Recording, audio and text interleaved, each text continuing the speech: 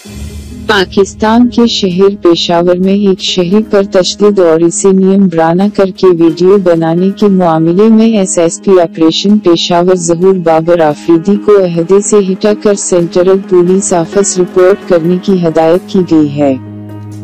उनकी जगह गिलबनी यासिर आफरीदी को एसएसपी पेशावर तैनात कर दिया गया है। सूबा खैबर पख्तूनख्वा के दारुल हुकूमत पेशावर के इलाके तहकाल में चंद रोज कबल पेश आने वाले उस वाक़े पर बुध को एसएचओ समेत 4 पुलिस एहलकारों के खिलाफ मुकदमा दर्ज करके 3 एहलकारों को गिरफ्तार कर लिया गया है। सूबाई हुकूमत की जानिब से उस वाक़े की तहकीकात के लिए एक इला सतही तहकीकाती कमेटी भी तश्कील दे दी गई है। ये मामला चंद रोज कबल एक शख्स की वीडियो से शुरू हुआ था जिसमें उसने पुलिस एहलकारों के बारे में नाज़िबा गुफ्तगू की थी। सोशल मीडिया पर वीडियो वायरल होने के बाद थाना तहकाल की पुलिस ने इसे हिरासत में ले लिया था और फिर उसकी नियमराना वीडियो सामने आई। ये वीडियो मंजर आम पर आने के बाद सोशल मीडिया पर पेशावर पुलिस को तनकीद का निशाना बनाया जाने लगा और बुध को पुलिस हुकाम ने कार्रवाई करते हुए पुलिस इंस्पेक्टर और एहलकारों को मुअत्तल कर